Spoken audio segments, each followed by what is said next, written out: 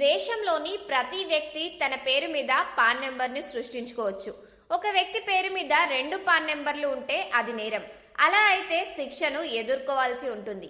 ఒక వ్యక్తి ఒకటి కంటే ఎక్కువ పాన్ కార్డులు కలిగి ఉన్నట్లయితే ఆదాయపు పన్ను శాఖ కఠిన చర్యలు తీసుకుంటుంది.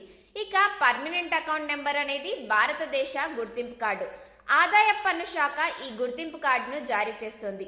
దేశంలోని వివిధ ఆర్థిక లావాదేవీలకు ఈ పాన్ కార్డు నంబర్ అవసరం. ఒక వ్యక్తి లేదా సంస్థ ఆర్థిక లావాదేవీలు ఈ సంఖ్య ఆధారంగా గుర్తిస్తారు. పాన్ ఆధారంగా ఆదాయపు పన్ను వసూలు చేస్తారు. బ్యాంకు ఖాతా తెరవడానికి కూడా ఈ గుర్తింపు కార్డు అవసరం. అయితే ఈ పాన్ కార్డును కలిగి ఉండడానికి లేదా ఉంచుకోవడానికి కొన్ని షరతులు ఉన్నాయి. పాన్ కార్డుకు సంబంధించి అన్ని నిబంధనలు పాటించకపోతే భారీ జరిమానాను ఎదుర్కోవాల్సి ఉంటుంది. చట్టపరమైన చర్యలు కూడా ఎదుర్కోవచ్చు. సాధారణంగా ఒక వ్యక్తి పేరు మీద ఒక పాన్ నెంబర్ మాత్రమే జారీ చేస్తారు.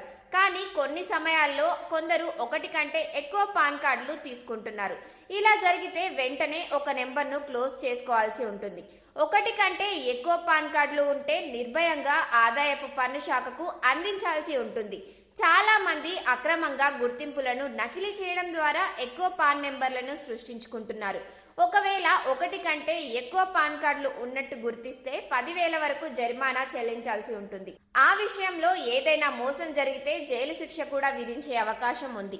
అందుకే ఆదాయపు పన్ను శాఖ కూడా ఒకటి కంటే ఎక్కువ పాన్ కార్డులు ఉన్న వారిపై ఓ కన్నేసి ఉంచుతుంది.